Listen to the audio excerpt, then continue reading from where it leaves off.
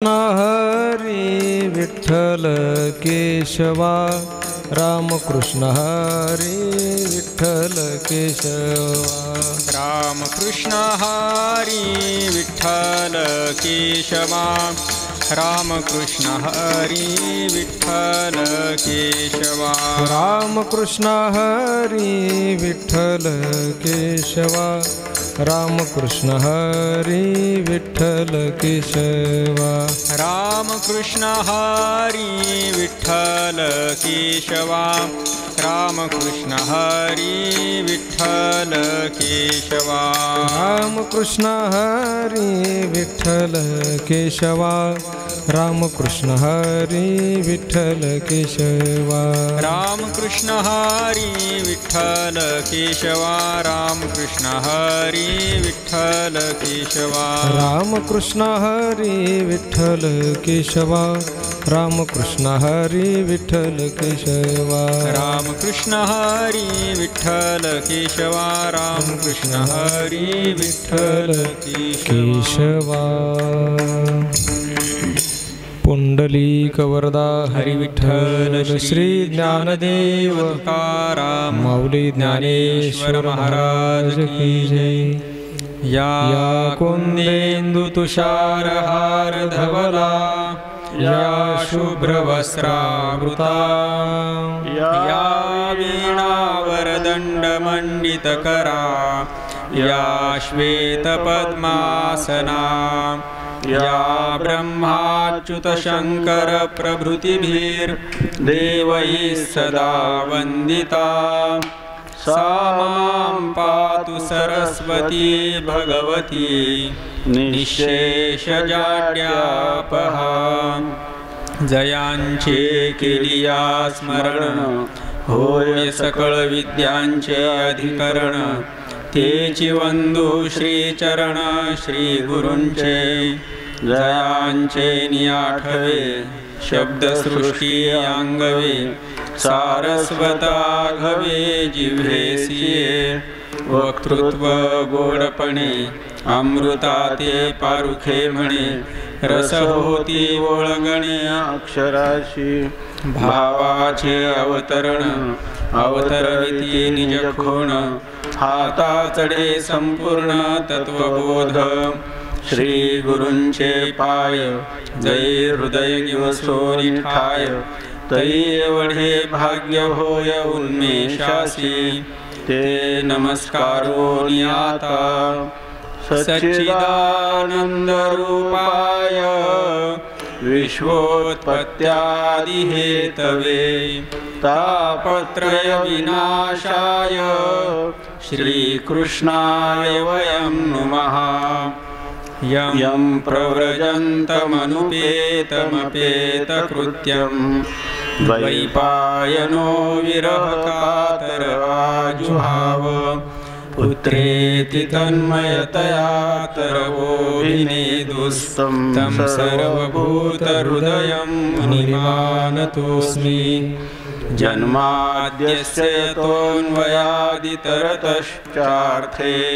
यतोऽन्वयादितरतश्चार्थेष्वभिज्ञस्वराट् तेने ब्रह्महृदायादिकवये मुह्यन्ति यत्सूरयः तेजो वारिमृदां यथा विनिमयो यत्र त्रिसर्गो मृषा धाम्ना स्वेन सदा निरस्तकुहकं सत्यं परं धीमहि सत्यं परं धीमहि सत्यं परं धीमहि श्वेतपद्मासना देवी श्वेतपुष्पोपशोभिता श्वेताम्बरधरा नित्या श्वेतगन्धानुलेपना श्वेताक्षसूत्रहस्ता च श्वेतचन्दनचर्चिता श्वेतवीणाधरा शुभ्रा श्वेतालङ्कारभूषिता वन्दिता सिद्धगन्धर्वैः रचिता सुरदानवैः पूजिता मुनिभिः सर्वैः ऋषिभिस्तूयते सदा स्तोत्रेणानेन तां देवीं जगद्धात्रीं सरस्वतीं ये स्तुवन्ति त्रिसन्ध्यायां सर्वा विद्या लभन्ति ते वंशी विभूषितकरान्नवनीरदाभात् पीताम्बरादरुणबिम्बफलाधरोष्ठात् पूर्णेन्दुसुन्दरमुखादरविन्दनेत्रात् कृष्णात् परं किमपि तत्त्वमहं न जाने। श्रीगणेशाय नमः। श्रीसरस्वत्यै नमः। श्रीविठ्ठलाय नमः। श्रीमातापितृभ्यां नमः। श्रीगुरुभ्यो नमः।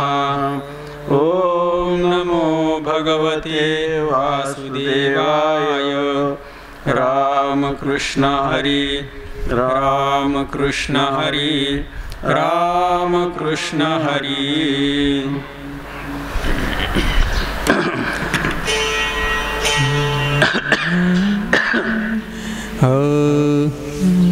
सहज कर्म भक्ति घडावया कोडी ज्ञान घन निवाडे नाम जपो नाम मात्र नमन ज्ञान घन पूर्ण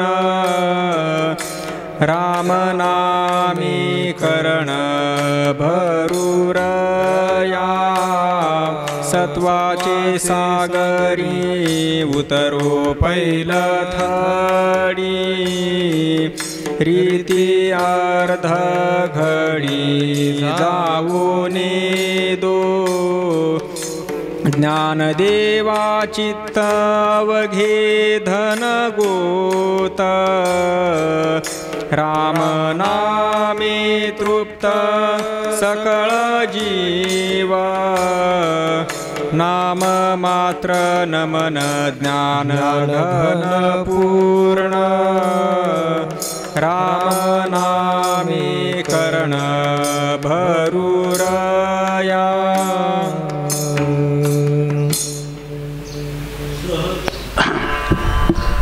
सहज कर्म भक्ती घडावया कोडे ज्ञानघन निवाडे नाम जपो नाम मात्र नमन ज्ञानघन पूर्ण राम नामे कर्ण भरोरया।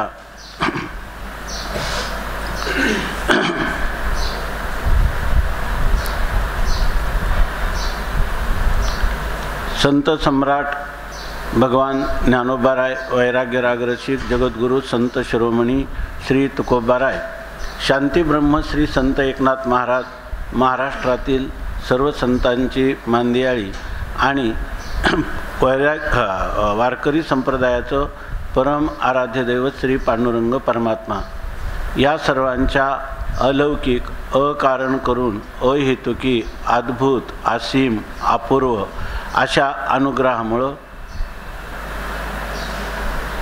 आज 20 दिवसापूर्वी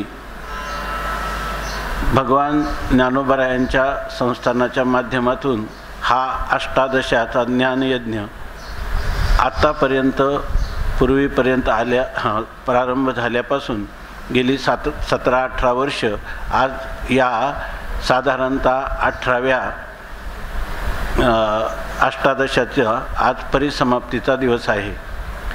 आपण आरंभ केलेलं हे 18वा ज्ञानयज्ञाचं प्रथम सत्र आरंभ झाल्यापासून ह्या पवित्र चातुर्मास्याचं पर्व इंद्रायणीचा पावन तटाक आणि संजीवन समाधिस्थ माऊलींचं चरणकमल या पवित्र वायुमंडलामध्ये आपण यथाशक्ती यथामती जो ज्ञानोबारायांचा अभंगगाथा आहे त्या अभंगगाथेतील जी अभंगवाणी आहे त्याचं चिंतन करण्याला प्रारंभ केला आणि आत्तापर्यंत 18 दिवसात आपले साधारणतः 109 अभंग झाले. 18 दिवसात 108 मण्याची माळ जशी असावी त्याप्रमाणे आपण ह्या 108 मण्यांची माळ जी आहे ती जपण्याचा प्रयत्न केला. म्हणजे तिचं त्याचा जप केला असं का म्हणावं, तर त्याचं कारण त्याच्या अंतरंगामध्ये आपण फार त्याच्यामध्ये प्रवेश करू शकू अशा प्रकारची आपली योग्यता नाही.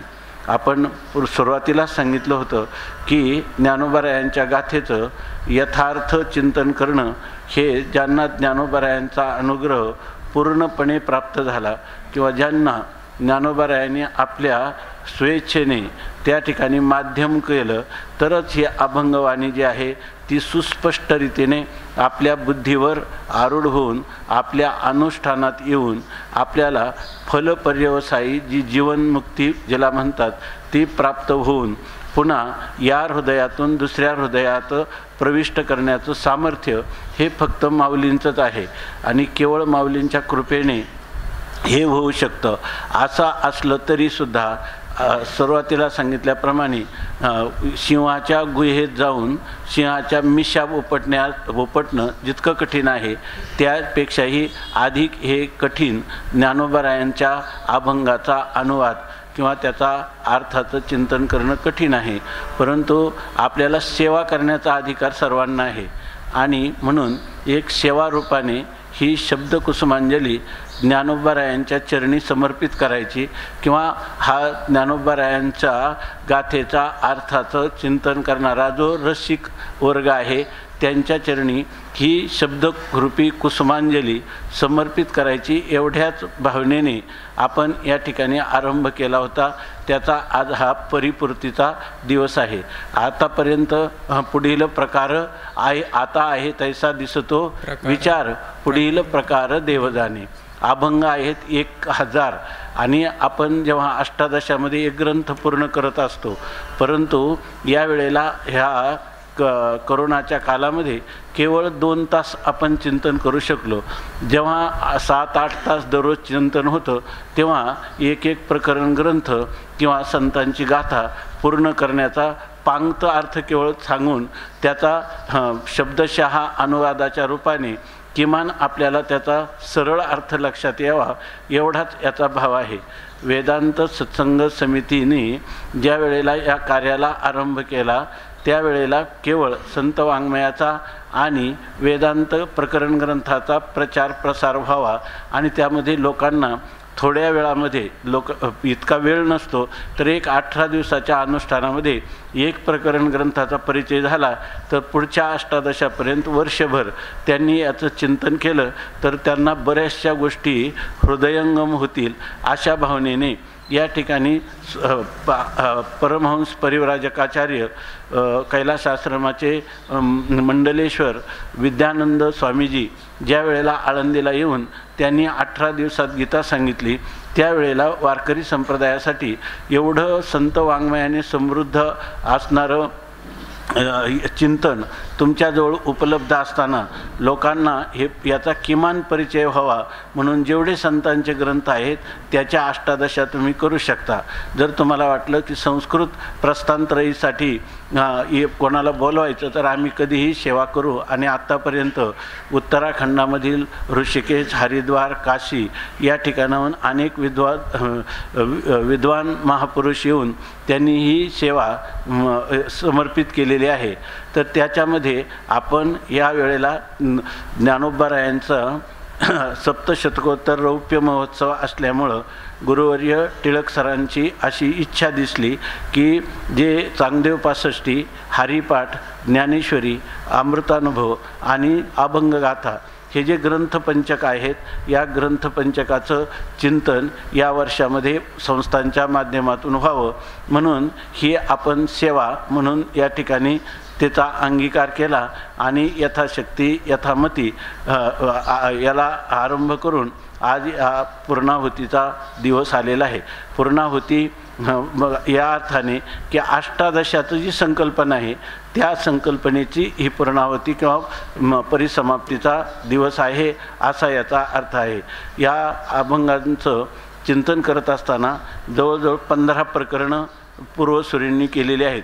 त्यापैकी आपली 2 प्रकरणं पूर्ण झाली आणि नाम पहिलं प्रकरण आहे भगवंताच्या सगुण आणि निर्गुण स्वरूपाचं वर्णन आणि दुसरं प्रकरण आहे नामसंकीर्तन महात्म्य आणि पुन्हा मधलं प्रकरण चौथं आहे हरिपाठ.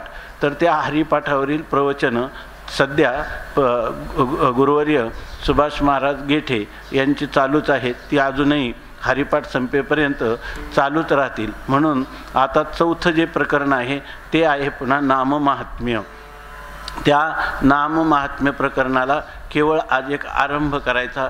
कारण का तर पुढचा अभंगच आहे की आरंभी आवडी आदरे आले नाम किंवा सकळ मंगळनिधी श्री विठ्ठलाचे नामाधी.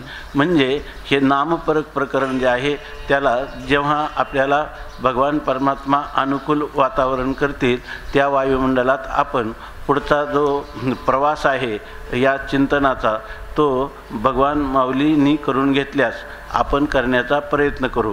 पण आज आपण याच ठिकाणी थांबणार आहोत. तर आत्ताच आपल्यापुढं नाममाहात्म्याचा एक प्रथम अभंग वाचून दाखवला. या ठिकाणी आपल्या नवनाथ महाराजांनी त्याचं गायन केलं. तो अभंग आहे सहज कर्म भक्ती घडावया कोडे ज्ञानघन निवाडे नाम जपो. जणू काही अष्टादशाच्या ह्या 18-20 दिवसाच्या सेवेनंतर माऊली आपल्याला या ठिकाणी आज निरोप देऊन किंवा एक संदेश देऊन आपल्या कार्यक्रमाची समाप्ती करत आहेत. माऊली सांगतात सहज कर्म भक्ती घडावया कोडे. आता तुम्हाला जीवनामध्ये प्रत्येक मनुष्याला वाटतं की मला कोणत्याही परिश्रमावाचून सुख प्राप्त व्हावं. देश काळाचा वस्तूचा त्याला कोणत्याही प्रकारचा प्रतिबंध नसावा. म्हणजे ते सुख जे आहे जो आनंद आहे तो शाश्वत स्वरूपाचा अविनाशी स्वरूपाचा आनंद मिळावा आणि निष्प्रतिबंध अशा आनंदाची अनुभूती आम्हाला व्हावी. त्यामध्ये साधनाचे कष्ट आम्हाला कोणत्याही प्रकारचे पडू नये आणि केवळ कौतुक म्हणून आम्हाला तो आनंद चमत्कृतीपूर्ण असा आनंद की विलक्षण आनंद. विषय तर नाहीत आणि आनंद तर आहेत. काळ तर प्रतिकूल आहे पण आनंदाच्या मध्ये कोणतीही त्रुटी नाही. व देश प्रतिकूल आहे तरी तो आनंद तसाच आहे. असा जो आनंद आहे तो आनंद सहज आनंद म्हणतात. त्याला ब्रह्मानंद म्हणतात, परमानंद म्हणतात. आणि तो परमानंद तर मिळावा. पण आम्ही जेव्हा ऐकतो की व्रताचरणे कर्कशे विवेक श्रवणे खरपुसे करिता जाती भोकसे बुद्ध्याधिकांचे. माऊली सांगतात या ठिकाणी आपल्याला कर्कश अशा प्रकारची कृच्छ्र चांद्रायण अशी व्रताचरण करणं हे सुद्धा जीवाला कठीण पडतं. किंवा योगाची साधनं अष्टांग योग हे सुद्धा कठीण पडतं. तसंच तत्त्वज्ञानामध्ये बुद्धीचे वाभाडे निघतात. आणि आम्ही तर सामान्य जीव आहोत. आम्हाला इतकं शारीरिक मानसिक कोणत्याही प्रकारचे कष्ट झेलण्याची किंवा कष्टाला सामोरं जाण्याची आमची योग्यता नाही. पण योग्यता नसली तरी मनुष्याला अधिकार नसतानाही आपल्याला फल मात्र असावं वाटतं. कष्ट न करता फल मिळावं अशी सामान्यपणे सामान्य माणसाची प्रवृत्तीच आहे. परंतु ह्या प्रवृत्तीला सुद्धा वेदांतांनी सांगितलं काही हरकत नाही. फुल कुस्करायला जेवढा वेळ लागतो किंवा जेवढे श्रम होतात तेवढेही श्रम तुम्हाला होणार नाही. एकदम सहज सांगतो वेदांत. काय सांगतो की देवाची बरे तुका म्हणे खरे तुम्हीच आनंदरूप परमात्मा आहात आणि तुम्हाला कोणत्याही प्रकारचे श्रम करण्याची गरज नाही. उलट जर तुम्ही काय उपाय कराल तर ते उपाय अपाय होतील. त्यापेक्षा स्वतःसिद्ध स्वयंप्रकाश असणारं सच्चिदानंद घन हे आत्मा हे तुमचं स्वतःचं स्वरूप आहे. एवढं जर तुम्ही आमच्या वचनावर विश्वास केला तर तुम्ही अमर आहा तुम्हीच अमर आत्मा आहात. याच्यामध्ये काही नाही. पण आम्ही लगेच म्हणायला लागलो पण आम्हाला नाही वाटत ना या ठिकाणी आम्ही कसले आम्ही मरके आम्हाला हे आम्ही जन्ममृत्यूनं युक्त आणि आम्ही कसे अमर असणार. ज्या अर्थी जन्माला आलो त्या अर्थी जन्मणारा पदार्थ हा नाश पावत असतो, मरणाला प्राप्त होत असतो. आणि तुम्ही तर आम्हालाच अमर आत्मे होता. आम्ही तर मरके जीव आहोत. तुम्ही सुखरूप आहात, आम्ही पावली दुःख भोगतो आणि आम्ही कसे सुखरूप. मग वेदांत सांगतो की आता काय करा तर न म्हणा देह माझा आयसा मग भरवसा कळेल. तुम्ही देहाला मी म्हणू नका, म्हणजे तुम्हाला आमचं म्हणणं पूर्णपणे अनुभवाला येईल. पण मग असं लगेच आला आत्मानात्म विवेक. त्या आत्मानात्मविवेका बरोबर तो विवेक करण्याची योग्यता पाहिजे. त्याच्यासाठी विवेक पाहिजे, वैराग्य पाहिजे, समाधी षटकं पाहिजे आणि तीव्रतर मुमुक्षुत्व पाहिजे. आता हे मात्र कष्टाने आहे. मग मात्र तुमच्या बुद्धीचे वाभाडे निघाल्याशिवाय राहणार नाहीत. अशा प्रकारची स्थिती आहे. तेव्हा संतांनी एकांतात बसून अशा सगळ्या तुका म्हणे आईसे आहेत गा हरी आणि याही तारी जीवाशी असे जरी लोक असले तरी यांनाही तरुणोपाय काहीतरी सांगायला पाहिजे. आणि तो तरुणोपाय असा त्यांनी सांगितला की लोकांची जी मागणी आहे ना ते सहज सुख आम्हाला मिळावं, ज्याच्यामध्ये परिश्रमरहित अशी नित्य विश्रांती आम्हाला प्राप्त व्हावी. तर त्याचंच नाव ह्या अगोदर ज्याला तत्त्वज्ञानाचा प्रांत म्हटलं त्याला संतांनी त्याला सहज भक्ती असं नाव दिलं. आणि ती सहज भक्ती या अभंगामध्ये सांगतात. सहज कर्म भक्ती या ठिकाणी हे भक्ती आहे. भक्ती करतात ना, भक्तीसुद्धा एक मानस क्रिया आहे. बाकीचे जे आपण क्रिया करतो यज्ञ यागादी ह्या शारीरिक आहेत, परंतु शरीर संबंधी आहेत. परंतु भक्ती ही मनाच्या संबंधी आहे, म्हणून ती मानस अशा प्रकारची क्रिया आहे. तेव्हा परंतु आम्हाला तर श्रम नको. मग ह्या अशा कर्म तर करायचं पण आम्हाला श्रम नको. तर त्यासाठी त्या भक्तीला सहज कर्म असं म्हटलंय किंवा सहज कर्म असणारी भक्ती. ज्ञानोबा यांनी जो शब्द त्या ठिकाणी शब्दयोजना केली ती सहज कर्म भक्ती. म्हणजे सहज कर्म म्हणजे जिच्यामध्ये सहज म्हणजे अनायास कोणतेही कष्ट न करता होणारी जी भक्ती, ती भक्ती घडावया, ती भक्ती आम्हाला घडावी. आणि ती कशी कोडे कौतुकाने घडावी, म्हणजे त्याच्यामध्ये परिश्रम तर नको, सहज आपल्याला कौतुकास्पद अशा प्रकारची ही भक्ती आमच्याकडून घडावी. असं जर कोणाला वाटत असेल तर ते म्हणतात ज्ञानघन निवाडे नाम जपो. तर जे ज्ञान प्राप्त झाल्यावर तुम्हाला मोक्ष प्राप्त होत असतो ब्रह्मज्ञानानंतर. परंतु या ठिकाणी तुम्हाला आम्ही असं सांगतो की त्या ज्ञानासाठी जे श्रम करायचे ते तर तुम्ही करत नाही. आणि ते ज्ञानघन असणारं जे अद्वितीय असणारं ब्रह्मतत्व ते जर तुम्हाला ते ब्रह्म मीच आहे असं जर ज्ञान झालं तर यालाच काय म्हणतात, यालाच म्हणतात सहज भक्ती असं म्हणतात. तुम्ही पूर्वी ज्ञान म्हणत होते, ज्ञान कष्टकर वाटले तर आम्ही सांगतो की ते कर्म भक्ती जी आहे ती कोणत्याही प्रकारचे कष्ट देणारी नाहीत. ते सहज कर्म आहे. जसं डोळ्याची पापणीचे उघडझाप होते, आपल्याला क्षणाक्षणाला होत राहते. आपल्याला कधी आता पापणी उघडली, आता मिटली, आता उघडायला पाहिजे असं कधी वाटतं का? नाही. आपले श्वासोश्वास हे सहज कर्म आहे. पापण्यांचं उन्मिलन आणि निमिलन हे सहज कर्म आहे. तशी ही भक्ती सहजच आहे. ज्ञानी येते स्वसमिती शैव म्हणती शक्ती, आम्ही ते परमभक्ती आपुली म्हणो असं माऊली म्हणतात. त्याप्रमाणे हे सहज कर्म आहे भक्ती.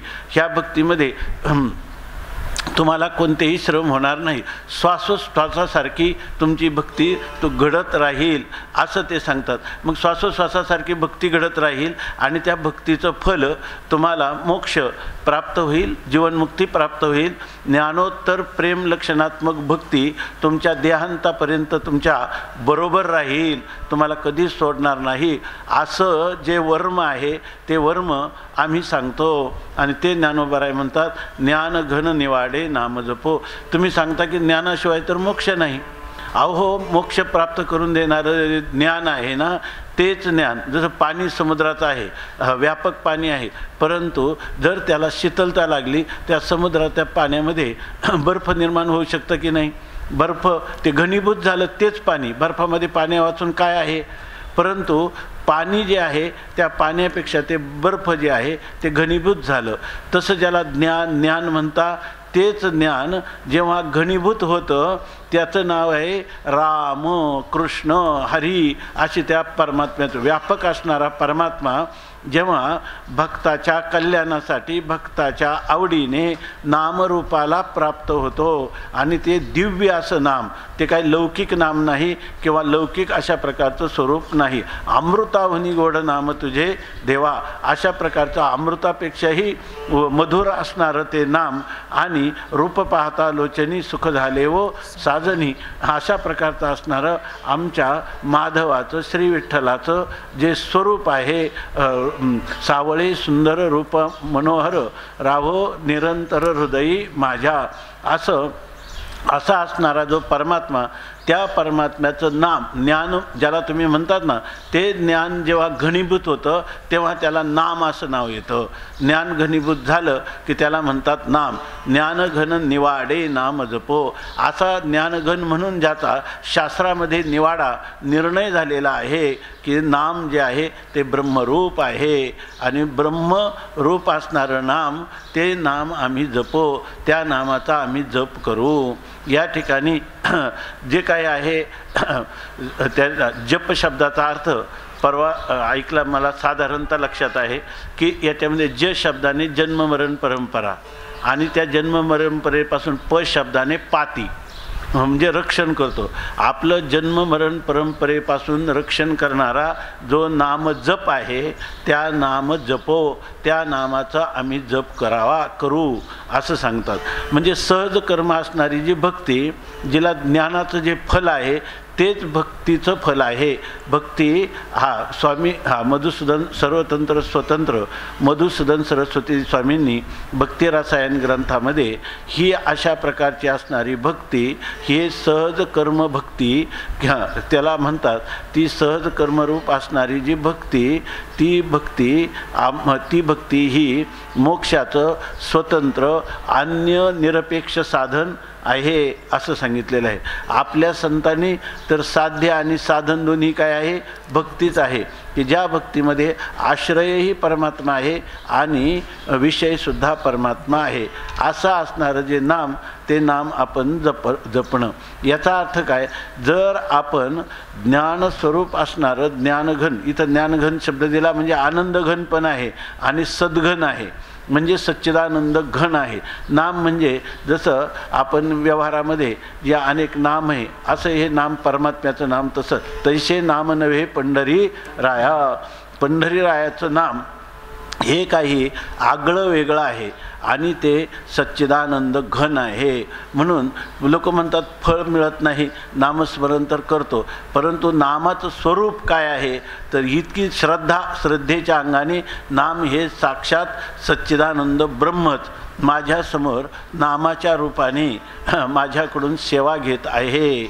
अशा प्रकारचं आपली जी दृढ श्रद्धा जर झाली तर ते नाम जे आहे ते सहज कर्म भक्ती रूप असं होईल. नाम मात्र नमन ज्ञानघन पूर्ण राम नामे कर्ण भरू. आता काही लोक म्हणतात परमात्मा रूपच आहे, सहजच आहे. या ठिकाणी तर तुकाराम महाराज म्हणतात अनुहात ध्वनी वाहे सकळा पिंडी नाम नाही तोंडी कैसा तरे.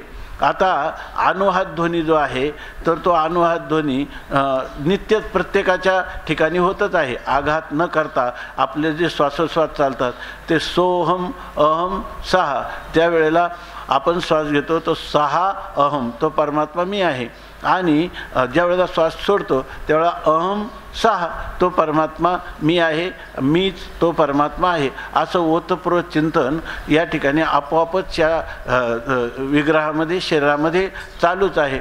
मग लोक म्हणतात हे चालूच आहे तर आम्हाला कशाला पुन्हा काय गरज आहे पुन्हा नामस्मरण करण्याची. आणि तुकाराम महाराज तर म्हणतात तोंडात नाम नसेल आणि जरी अनुहात ध्वनी शरीरात चालू असेल तरीसुद्धा त्याला फल काहीही प्राप्त होणार नाही. नाम नाही तोंडी, त्याच्या तोंडात नाम नसेल तर कैसा तरी, कसा काय तरुण जाईल? आक्षेपार्थ आहे. अर्थात कधीही तरुण जाणं शक्य नाही.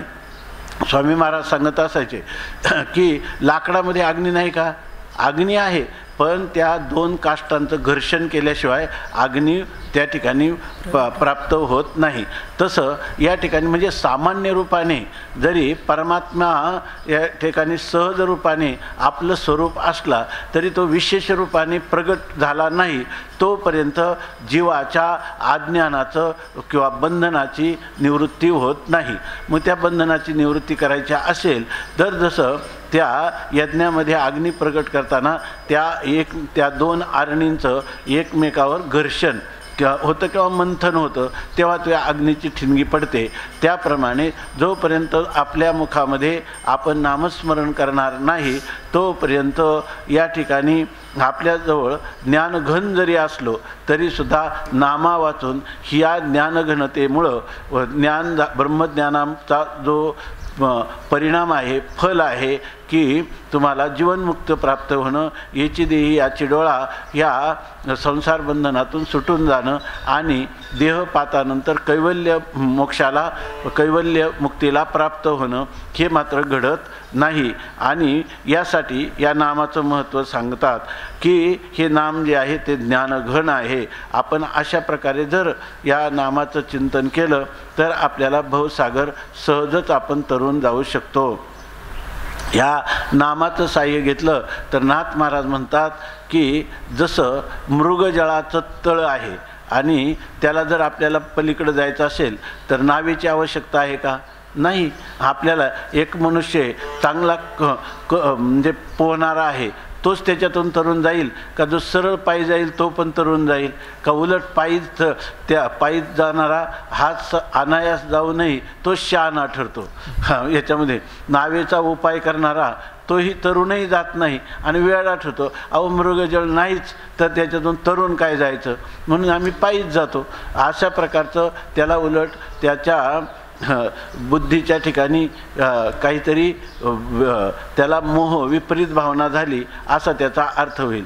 परंतु नामधारकाला हे कष्ट कधीही पडत नाही. तो सहजच ह्या संसार सागरातून तरून जातो. म्हणून तुका म्हणे कृपानिधी आम्हा उतरी नावेमध्ये. हे भगवंताची नामरूपी जी नौका आहे त्या नौकेमध्ये आम्हाला ठेव म्हणजे आम्ही हा भवसागर सहज तरून जाऊ असं सांगतात. नाम मात्र नमन ज्ञानघन पूर्ण राम नामे कर्ण भरू रया. या ठिकाणी हे काय की एक सखी दुसऱ्या सखीला सांगत आहे किंवा एकच असणारा साधक तो आपल्या अंतःकरण वृत्तीने बुद्धिरूपी सखीशी संवाद करत आहे. कारण सुख झाले व साजनी प्रथमच अभंग झाला. इथं सुद्धा रया म्हणजे असं करू बरं का असं सांगतात की ते म्हणतात नाम मात्र नमन. आपण आता खूप मोठं लांब लचक नमन करतो आहे की नाही. ते इतकं लांबलचक होतं की ते करताना कोणत्या देवतेचं आपण आता स्तोत्र म्हणत आहोत हे सुद्धा आपल्या लक्षात येत नाही आहे की नाही. या कुंदेनु म्हणता सरस्वतीच आपल्या हृदयात आहे.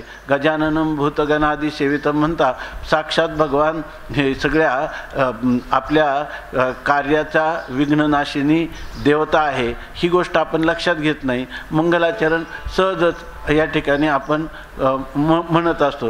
जसं या ठिकाणी इलेक्ट्रिकचं बटन दाबलं की लाईट पडतं तसं या ठिकाणी म्हणायला सुरुवात केली की ते म्हणून जातं. परंतु आपल्या अंतःकरणामध्ये त्या शब्दांच्या आकाराची वृत्ती होत नाही असं घडतं. तर ज्ञानोबा या ठिकाणी सांगतात. आणि पुन्हा शेवटी काय म्हणतो एवढं मंगल केल्यावर आपण राम कृष्ण हरी राम कृष्ण हरी राम कृष्ण हरी तेव्हा तेच खरं मंगल आहे सगळं. तर इथं म्हणतात नाम मात्र नमन ज्ञानघन पूर्ण. नाम मात्र शब्दाने नामच दुसरं काही नाही हेच काय आहे नमन आहे. त्यांनी लिहिलं उपनिषदामध्ये आले नमन नमे इति नमः. मी कोणीच नाही माझं काहीच नाही अशा निश्चयाने जेव्हा आपण भगवत शरणागती करतो त्याला म्हणतात नमन. नाहीतर हम भी कुछ है असं जर समजून केलेलं जे नमन आहे ते नमन खरं नमन नाही. माऊली काय सांगतात की मज लागी शरणरी गिजे आणि जीवत्वेचे अशी जे धिक या बोली न लजिजे प्रज्ञा केवी. मला शरण येतो आणि जीवभावाने राहतो हे काय नमन आहे का? ही काय खरी शरणागती आहे का? नाही. तर याच्यासाठी सांगतात हे नाम मात्र न म्हण. याचा अर्थ नाम इतका आहे की आपण परवा चिंतन केलं होतं, सर्व वेदाचं उच्चारण केलं आणि हरी ओम जर म्हटलेला नसेल श्रीहरीचं नाम तर सगळी वडाची पानं वेदाचे मंत्र सगळे चुकले म्हणून गळून पडतात याच्यामध्ये. तसं मात्र नाम जर गेलं तर नाम कसं आहे वेडे वाकडे कोणत्याही रीतीनं काय अभंग हे काय नाम जे आहे ते नाम आपण आळसाने दंभाने भावाने कसे आळसे दंभे भावे हरीचे नाम गाती परी ते माझे सांगाती परलोकीचे. आणि तो वाल्मिकी रामाचा मरा जप केला तरी त्याला रामनामाचं फल मिळालं. असं हे नाम जे आहे हे काय भक्त काम कल्पद्रुम अशा प्रकारचं आहे. भक्त काय तो चिंतामणी सारखं नाम आहे, परिसासारखं नाम आहे. म्हणून हे नाम मात्र नमन ज्ञानघन पूर्ण. आणि मुळातच का सांगितलं ज्ञानघन निवाडे नाम जपो. ज्ञानघन असल्यामुळं ते परिपूर्ण आहे, घनीभूत आहे म्हणजे परिपूर्ण आहे. जसं ह्या भिंत जी आहे त्या भिंतीला आपण घनीभूत म्हणतो, घनीभूत भिंत आहे. पण घनीभूत आहे का खिळा ठोकतो याचा अर्थ जागा आहे. परंतु या ठिकाणी जो नामाचा उच्चार आहे ना संपूर्ण ह्या आजच्या विज्ञानात सांगितलं स्फोटवादाचं चिंतन करताना किंवा व्याकरणशास्त्राप्रमाणे देखील या ठिकाणी विज्ञान सांगतं की ह्या संपूर्ण विश्वाची उत्पत्तीच ध्वनीने झालेली. हा जो ओंकार रूप ध्वनी आहे तोच ओम नमोजी आद्या वेद प्रतिपाद्या अशा प्रकारचा आहे. त्याच्याचपासून हे संपूर्ण विश्व उत्पन्न झालेलं आहे. म्हणजे भगवंताच्या नामापासून हे सर्व विश्व उत्पन्न झालेलं आहे. तेव्हा हे जे नाम आहे ते ज्ञानघन पूर्ण अर्थात ते परिपूर्ण आहे. पूर्ण आहे म्हणजे ते नाम जे आहे ते नित्य आहे. नाम सर्व व्यापक आहे, सच्चिदानंद घन आहे, ते आत्मरूप आहे, ते ब्रह्मरूप आहे म्हणून ते पूर्ण आहे. म्हणजे सगळं जगाचा लय झाला तरी नाम आहेच, जगाच्या उत्पत्तीपूर्वी नाम आहे आणि जगाच्या स्थितीत सुद्धा नाम आहे. अशा प्रकाराने ज्ञानघन पूर्ण हे नाम ज्ञानघन पूर्ण आहे. रामनामे कर्ण भरोरया. म्हणून आपण दुसरं काही करण्यापेक्षा दुसरे काही जे मार्ग आहेत ते अष्टांग योगे न शिनिजे यमनियम निरोध न कीजे रया. वाचा गीत गायजे वाचा गीत गायजे गाता वाता श्रवणी ऐकिजे रया. तुकोबाराय काय ज्ञानोबाराय काय म्हणतात, बाप रखुमा देवरू विठ्ठलू. बाप रखुमा देवराचा विठ्ठल तो जोडीजे तो प्राप्त करायचा. पण कशाने प्राप्त करायचा, नामे जोडीजे. बाप रखुमा देवरू विठ्ठलू नामे जोडीजे हा उपाय किजे रया.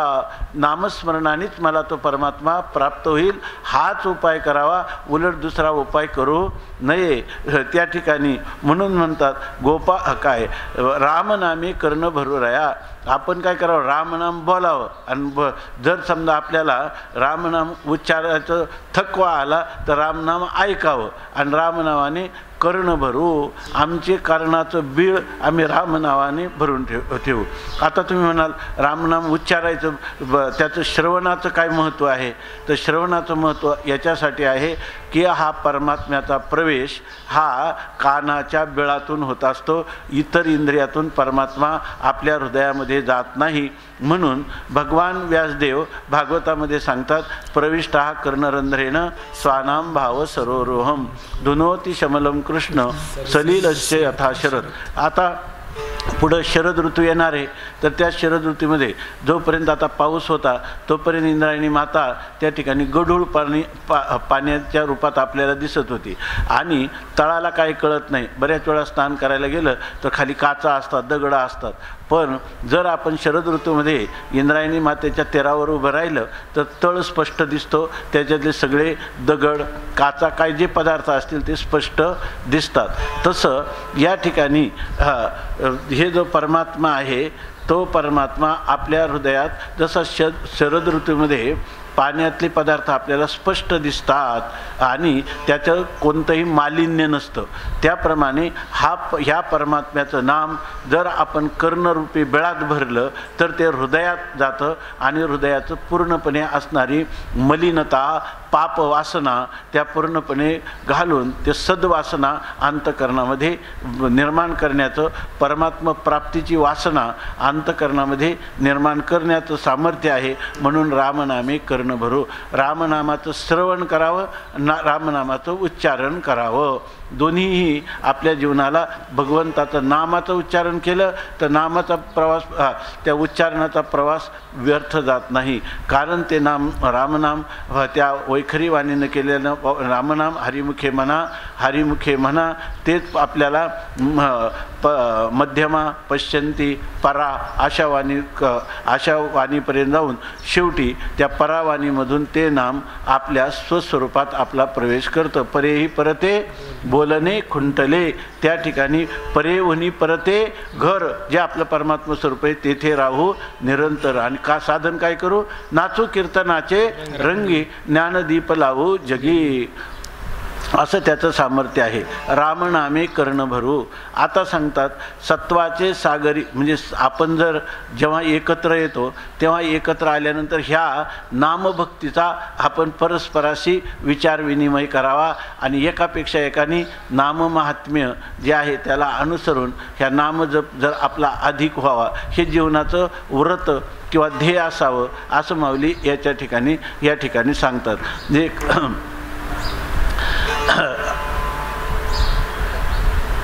ब्रह्मलीन स्वामी महाराजांनी एक असं सांगितलेलं आहे की वृंदावनमध्ये काय त्याला रमण रीती का काय म्हणून, रमण रीतीच ना वृंदावन, रमण रीती. त्या रमण रीतीमध्ये आता जा आम्ही पाहिलं तिथं खूप आश्रम अशा कुटी आहेत आणि त्या कुटीमध्ये एक एक साधू राहतो आणि त्या साधू अखंड त्यांना चिंतन, त्यांना अन्न पाणी जागेवर पुरवतात आणि ते फक्त आपले नाम, म्हणजे कुठं जात नाहीत, कुठं येत नाहीत, अखंड त्याच्या नामचिंतन करत राहतात भगवत प्रेमाने.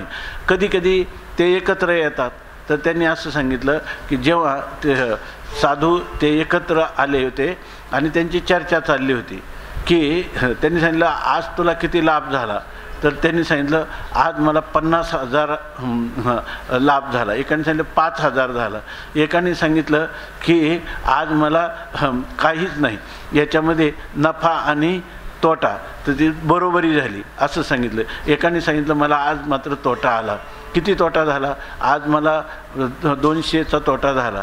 तर त्यांना काय कळलं, म्हणजे साधू संन्यासी सर्व टाकलं आणि यांना नफा तोट्यावरच बोलतात, इथं व्यापार करतात, हे त्यांना कौतूहल वाटलं. तेव्हा त्यांनी एका साधूला विचारलं, इथं खरं तुम्ही आले कशासाठी? भगवत प्राप्तीसाठी आले, त्यागी संन्यासी बैरागी असे तुम्ही, आणि या ठिकाणी तुमची चर्चा काय चालली? नफा तोटा, लाभ आणि हानी याचा विचार तुम्ही काय चालला कळत नाही. एक तर तुम्ही आपापल्या कुटियामध्ये आपल्या नामचिंतनात रंगून जाण्यासाठी तुम्हाला ही व्यवस्था केलेली आहे आणि याच्यामध्ये ही चर्चा तुम्ही कशी अनात्म पदार्थाची करता. तेव्हा त्यांनी सांगितलं तो तोटा लाभ आम्ही इथं विचारात घेत नाही. आम्ही प्रत्येकाने संकल्प केलेले आहेत की दररोज एकाने केला 10,000 जप करायचा, एकाने 15,000, 50,000. तर ते म्हणे ज्याचा जितका संकल्प तेवढा झाला का तो म्हणतो काय आज फायदाही झाला नाही आणि तोटाही झाला नाही, बरोबरी झाली. ज्याला 5,000 जप जास्त करतो तो म्हणतो की आज 5,000 लाभ झाला आणि कमी पडला तर काय म्हणतो आज आमचा 500चा तोटा झाला, असं त्याचा अर्थ आहे. म्हणजे हे रामनामे कर्ण भरू, रामनाम ऐकताना श्रवण करायचं किंवा त्याचा उच्चार करायचा, किंवा आपल्या जीवनातलं सर्वात मोठं प्राप्तव्य किंवा कर्तव्य किंवा आपल्या जीवनातलं सर्वात मोठं ध्यातव्य कोण असेल तर नाम आहे. म्हणून त्या ते म्हणतात ना, राहो आता हिची ध्यान, डोळा मन लंपट, कोंडुनी धरी न जीवे, देह भावे पूजिन, होईल येणे कळसा आले, स्थिरावले अंतरी. आपल्या अंतकरणात ते परमात्म्याचं नाम जर स्थिर झालं तरच आपल्या जीवनाचा कळत झाला असं साधकाची या ठिकाणी धारणा असली पाहिजे. त्याच्यात एकच अभंग आहे हा नाम महात्म्याचं. जर आता कदाचित आपल्याला पुढं संपूर्ण गाथेचं चिंतन जरी होऊ शकलं नाही तरी जाता जाता माऊलींनी सांगितलेला हा जो एक संदेशात्मक अभंग आणि हा आपल्यासाठी आहे असं जर आपण विचार केला आणि केवळ एवढ्याच अभंगाचं बारकाईनं चिंतन आणि त्याचं अनुष्ठान करण्यात आपली प्रवृत्ती झाली तरी आपल्याला जीवनामध्ये दुसरं कोणतंही साधन करण्याची गरज नाही असं माऊली सांगतात. आता हे सरचं स्पष्टीकरण सांगतात. सत्वाचे सागरी उतरो पैलथडी रीती अर्धगडी जाऊ नेदो. आता म्हणतात इथं हे जे ना आत्तापर्यंत सांगितलेले 108 अभंगाचं जो अंतःकरणावर झालेला परिणाम आहे अशा प्रकारचा जो साधक आहे तोच जणू काही आपल्या अनुभवाचा अनुवाद करतो किंवा हा अनुभव येण्यासाठी ह्या नामसाधनेचा निश्चय करतो. अशा प्रकारचं हे बोलणं चाललं आहे. याच्यामध्ये ते म्हणतात आपण काय करू. हे जे एकमेकाला साधक त्यांनी माऊलीने सांगितलं जेव्हा असे संत एकत्र येतात त्यावेळेला त्यांचं वर्णन करताना काय सांगतात. जसं एक लाट दुसऱ्या लाटेमध्ये मिळते का. जवळिकेची सरोवरे उचंबळती जैशी जवळिकेची सरोवरे उचंबळलिया कालवती परस्परे का तरंगाशी धवळारे तरंगची होती तसे हे मच्चित्ता मद्गत प्राणः बोधयंतः परस्परम कथयंतश्च मां नित्यं तुष्यन्ति च रमन्ति च. जर तैशी एराची मिळणी पडत आनंद कल्लोळाची वेणी बोध बोधाची लेणी बोधेची मिरवी असं सांगितलेलं आहे. तेव्हा जो नामधारक पुरुष आहे त्यांनी इतर लोकांचा संसर्ग करू नये संबंध करू नये. करायचा झाला तर नामधारकाचाच त्यांनी संगती करावी. कारण दुसरे जरी शास्त्री पंडित यांची संगती केली तर त्याचा बुद्धिभेद होण्याचा प्रसंग होतो. विषय लोकांची संगती केली तर विषय चिंतन व्हायला लागतं. म्हणून त्यांनी आणि दुसरे मार्ग अनुष्ठान करावेत असा त्याचा बुद्धिभेद पण होऊ शकतो. म्हणून आम्हाला संगती नामधारकाला संगती ही नामधारकाचीच असावी. तर या ठिकाणी हे जेव्हा हे नामधारक एकत्र आले तेव्हा त्याच्यामध्ये ते काय म्हणतात. सत्वाचे सागरी उतरो पैलथडी. आता आम्ही याचा दुसरा एखादा सत्वाचे सागरी व पैलथडी उतरो या ठिकाणी असं पण अर्थ करता येईल. सत्वाचा सागर म्हणजे सागर हा व्यापक असतो तसा आपल्या जीवनाचा विचार केला तर आपलं संपूर्ण जीवन हे सत्वगुणात्मक असलं पाहिजे. ज्या गुणामध्ये ज्या रजोगुण हा रजो रागात्मकम विधी तृष्णा संग समुद्भवम. रजोगुण हा विषयांच्या ठिकाणी अनुराग किंवा प्रेम मोह विषयासक्ती उत्पन्न करतो आणि तमोगुण जो आहे तो आळस प्रमाद निद्रा उत्पन्न करतो. रजोगुण राग द्वेष निर्माण करू शकतो. म्हणून आपण नेहमी सत्वगुणात असलं पाहिजे. म्हणून म्हणतात की सत्वाचा सागर. याचा अर्थ या ठिकाणी समुद्राप्रमाणे अधिक प्रमाणात. कारण काय आहे बरं का की आपलं जे जीवन आहे ना केवळ सोन्यापासून अलंकार शुद्ध सोन्यापासून अलंकार घडत नाही. त्याच्यामध्ये काही कथील किंवा त्याला काय म्हणतात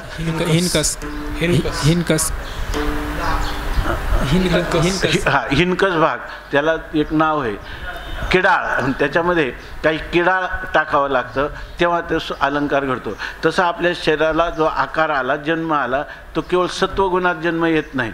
त्याच्यामध्ये रजोगुण तमोगुण असतं. इतकंच नाही तर आम्ही जेव्हा भगवंताची शुद्ध सत्वात्मिका माया उपाधी मानतो तेव्हा सुद्धा त्याच्यामध्ये रजोगुण सत्व आणि तमगुणाचा संबंध मानलेलाच आहे. नाहीतर अवताराला भगवंताला येताच येणार नाही.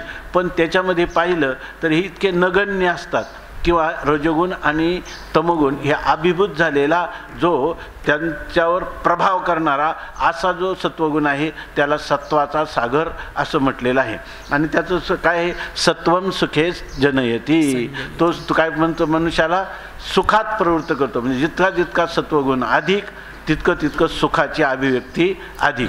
तसंच काय सत्वम सुखे संजय तत्र सत्वनिर्मलत्वात् प्रकाशकमनामयम सुखसंगेन बध्नाती ज्ञानसंगेन चानघ. जितका सत्वगुण वाढेल तेवढं सुख आणि ज्ञान वाढणार. आणि सत्वगुणाचा जेव्हा परमोत्कर्ष होतो त्याचं वर्णन भगवंतांनी केलेलं आहे. काय की सत्वगुण जेव्हा वाढतो तेव्हा सर्वद्वारेषु देहेस्मिन् प्रकाश उपजायते ज्ञानम यदा तदा विद्यात् विवृद्धम सत्वमित्युत. या ठिकाणी जेव्हा सत्वगुण अधिक वाढतो तेव्हा ज्ञानही प्रगट होतं, सुखही प्रगट होतं, कष्टही पडत नाही आणि आपोआप सर्व इंद्रियांच्या द्वारात योग्य ज्ञान व्हायला लागतं. म्हणजे काही प्रयत्न न करता त्याच्यामध्ये ग्राह्य त्याज्य सार आसार असा विचार न करता सुद्धा सत्वगुणी मनुष्याच्या अंतकरणामध्ये म्हणजे. आणि हा सत्वगुण वाढायला उपाय काय आहे? बाकीचे जे आहार विहार आहे ना हे सगळे गौण आहेत. त्याच्यात सर्वात महत्त्वाचं आहे नामस्मरण. नामस्मरण केलं की रजोगुण तमोगुण झडायलाच लागतात आणि सत्वगुणाची वृद्धी व्हायलाच लागते. आणि अशा वेळेला इतकी योग्यता मोठी येते तर सर्व इंद्रियांच्या द्वारातच प्रकाश त्या ज्ञान होतं का ही गोष्ट त्याज्य आहे हिचं ग्रहण करायचं नाही, ही गोष्ट ग्राह्य आहे तिचं ग्रहण केल्याशिवाय राहायचं नाही, ही अनित्य आहे तिचा दुरूनच त्याग करायचा, नित्य आहे तिचा प्रयत्नपूर्वक अंगीकारच करायचा. ही योग्यता इंद्रियांच्या ठिकाणी येते. याचा बराच विस्तार आहे. रामकृष्ण परमहंस देवांचं थोडक्यात उदाहरण देऊन जातो की त्यांच्या ह्या नामभक्तीचा प्रेमाभक्तीचा असा परिणाम झाला होता की ही स्थिती त्यांच्या ठिकाणी आली. आपल्याला काय करावं लागतं? मन सांगतं की या ठिकाणी इंद्रिय विषयाकडे जातात. मन त्यांना काय सांगतं की तुम्ही इकडे या, जाऊ नका, दुःख होईल, तुम्ही बुद्धीचं अनुसरण करा. बुद्धी सांगते तुम्ही आत्म्याचं अनुसरण करा. एवढी प्रक्रिया करावी लागते. पहिल्यांदा विषयातून इंद्रियांना दूर करावं लागतं, इंद्रियांपासून मनाला दूर करावं लागतं, मनापासून बुद्धीला आणि मग बुद्धीपासून आत्म्याला. आणि हे करताना त्या बुद्धीला इंद्रियांना या सगळ्यांना मूठमाती द्यावी लागते, सर्वांना कल्पित ठरवावं लागतं. तेव्हा कुठं ह्या यो बुद्धे परतस्तु सहा अशा परमात्म्याची प्राप्ती होते. पण नामजप करणाऱ्याला हे काही न करता त्याच्या इंद्रियाचा निग्रह आपोआपच राहतो. इंद्रियांना योग्यायोग्य पदार्थाचं ज्ञान किंवा जी गोष्ट आपल्याला अंगीकार करायचा किंवा अनंगीकार करायचा ती त्याला कळून जाते. याचं उदाहरण म्हणून रामकृष्ण देवांच्या चरित्रात सांगितलं की त्यांनी बालपणीच अभ्यास केला होता. त्यांना इतकं वैराग्य होतं, परंतु हे धन जे आहे हे आपल्या परमार्थ मार्गामध्ये प्रतिबंध करणार आहे याच्यापासून त्याची स्पृहा किंवा धनाचा लोभ आपल्या जीवनात नसावा म्हणून त्याने अभ्यास केला होता. गंगेच्या किनाऱ्यावर एक मातीचं ढेकूळ घेत, एका हातात एक रुपया घेत आणि रुपयाच माती आणि मातीच रुपया असं म्हणून ते त्याच्यामध्ये गंगेमध्ये दोन्ही टाकून देत असत. एक दिवस असं करता करता काळाने त्यांच्या इंद्रियालाच अशी सवय झाली की रुपयाचा स्पर्शसुद्धा त्यांना सहन होत नव्हता. त्यांच्या गादीखाली रुपया ठेवला स्वामी विवेकानंदांनी तर ते विंचू चावल्यासारखे दंश झाल्यासारखे किंचाळून उठले. आणि नंतर रामकृष्ण परमहंसांचं हे जे सर्वद्वारेषु देहेस्मिन् प्रकाश उपजायते. इथं एक मोठे संन्यासी महात्मा आले होते. भास्कर महाराजांना माहिती आहे, तेव्हा भास्कर महाराज पाठाला होते. तर ते दररोज संस्थेत पाठे येऊन आपल्या गुरुवर्य ब्रह्मलीन मोठे बाबांचे हे करायचे. युगे 28 विटेवरी उभा, त्यांचं नावच विठ्ठल होतं. तर ते त्याच्यामध्ये आरती करायचे. तर ते म्हणायचे ह्याचा मला अर्थ सांगा, या श्लोकाचा अर्थ सांगा. आम्ही त्यांनी खूप त्याचं चिंतन केलं होतं गीतेच्या सर्व टीकांचं. त्यांना मग आम्ही माऊलीनं ते म्हणे माऊली काय म्हणते ते सांगा. त्यांना मराठी येत नव्हती. आम्ही तोडका मोडका त्यांना याच्यातला अनुवाद करून दिला. त्या ओवी मला आता लक्षात नाही, पण त्या ओवी अशी आहे की नाईकने ते कानाची वाळी, नंतर न पाहणे ते दिठीच, नायकने ते कानाची वाळी, न पाहणे ते दिठीची गाळी, आवाजचे ते टाळी, जिभची गा. आणि ही एक ओवी येते सर्वेंद्रियाच्या अंगणी, ही ओवी सर्वेंद्रियाच्या अंगणी विवेक करी राबनी सातची करचरणी होती डोळे. आता हे करचरण म्हणजे कर्मेंद्रिय आहेत आणि यांना कुठं डोळे येतील का? यांना ज्ञान आहे का? ते जड आहेत. परंतु त्या महात्म्यांना ते 1 रुपया खाली गादीच्या खाली होता तरी ते लगेच तत्काल ते किंचाळून उठले. हे जे विवेकानंदांनी आपल्या गुरुबंधूंना सांगितलं की असं जीवन असतं की त्यांच्या त्या गुरुबंधू म्हणायला लागले की असं कसं झोपेत आहे, वृत्ती अधिष्ठानात नाही कारणात लीन झाली आणि तिथं कर्मेंद्रिय मुळातच जड आणि त्यांना पैशाचा त्याग करावा हे कसं ज्ञान झालं? होणंच शक्य नाही. पण ही जी ओवी आम्ही सांगितली तर ते शांतीपीठापासून तर संस्थेपर्यंत नाचत गेले. धन्य ज्ञानेश्वर महाराज, धन्य ज्ञानेश्वर महाराज असं ते म्हणत गेले. का तर त्या ठिकाणी ते म्हणले ज्ञानोबारायांनी हा जो प्रकाश ह्या श्लोकावर पाडला असा मला संस्कृत टीकेत कुठंच जीवनात मिळाला नाही असं ते म्हणाले. तर ते इथं सांगतात की सत्वाचे सागरी उतरो पैल थडी. ह्या नामामुळं सत्वगुणाचा प्रकर्ष होईल आणि सत्वाचा सागर जो आहे त्या सागरातून पैल थडी आम्ही ह्या सागराला जन्ममरण परंपरा रूप असणारा हा अथांग समुद्र भवसमुद्र या समुद्राला पहिलं तेरावर जाऊ. पण हे कधी जाऊ? तर याच्यातून असं काही लोक म्हणतात की सत्वगुण वाढला, सत्वगुण 14व्या अध्यायात सत्वगुण सुद्धा काय सांगितले? सुख संज्ञेन बध्नाते ज्ञान संज्ञेन चानघ. हा काय करतो? सुख संज्ञेन म्हणजे जर सत्वगुण जो आहे तो सत्वगुण आम्हाला सुखाची आसक्ती निर्माण करतो आणि ज्ञानाची आसक्ती निर्माण करतो आणि आम्हाला पुन्हा बंधनातच आहे. अहम ज्ञान, मी ब्रह्मज्ञानी आहे म्हणतो, आहे की नाही? ब्रह्मज्ञानी म्हणजे काय झाला? ज्ञानाचा अभिमान झाला त्याला. मी सुखी आहे, सुखाचा काय झाला? अभिनिवेश झाला. आणि हे जे वृत्त्यात्मक सुख, वृत्त्यात्मक ज्ञान या खऱ्या ज्ञानाला आणि खऱ्या सुखाला, कारण वृत्तीचा परित्याग, काल ते संन्यासी महात्मे आले होते त्यांनी गोड चिंतन सांगितलं.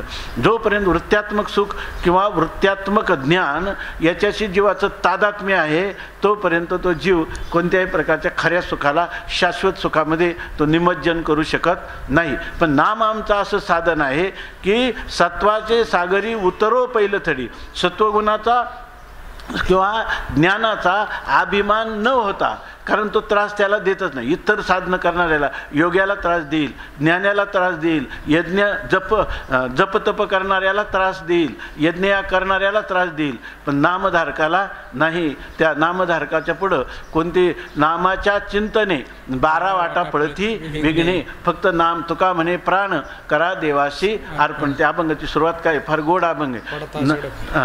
पडता जड भारी दाशी आठवावा हरी मग तो होऊ निदिशीन आड घाली सुदर्शन. नामाच्या चिंतने 12 वाटा पळती विघ्ने तुका म्हणे प्राण करा देवाशी अर्पण.